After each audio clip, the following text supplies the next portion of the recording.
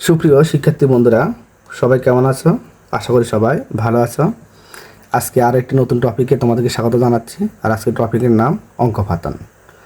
তো প্রথম আমরা দেখে নিই অঙ্কপাতন কাকে বলে বা অঙ্কপাতন বলতে কী বোঝায়।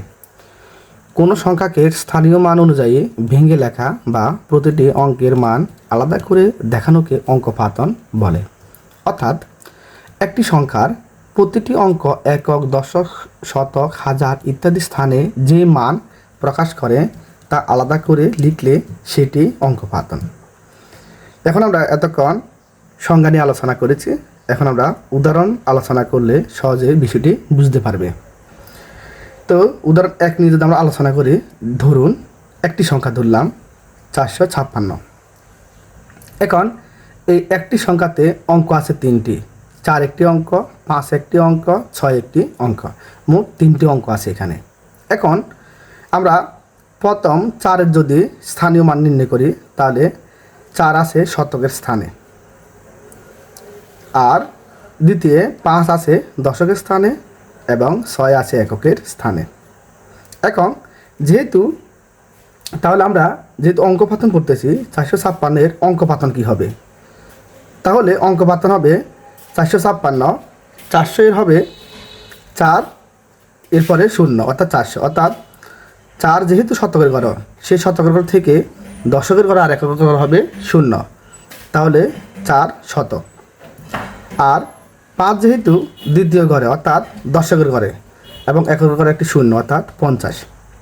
আর 6 যেহেতু এককের ঘরে একক সংখ্যা, একটি সংখ্যা আছে, তাহলে এখানে অঙ্কপাতন দাঁড়ালো 4-এর 400, 5-এর 50 এবং 6-এর 6, তাহলে তা হলো 456।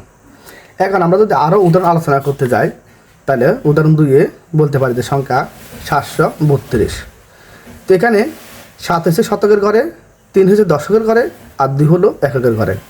তো যেহেতু শতকের ঘরে 700, দশকের ঘরে 30 আর 2 এককের ঘরে, তাহলে অঙ্কপাতন হবে 732।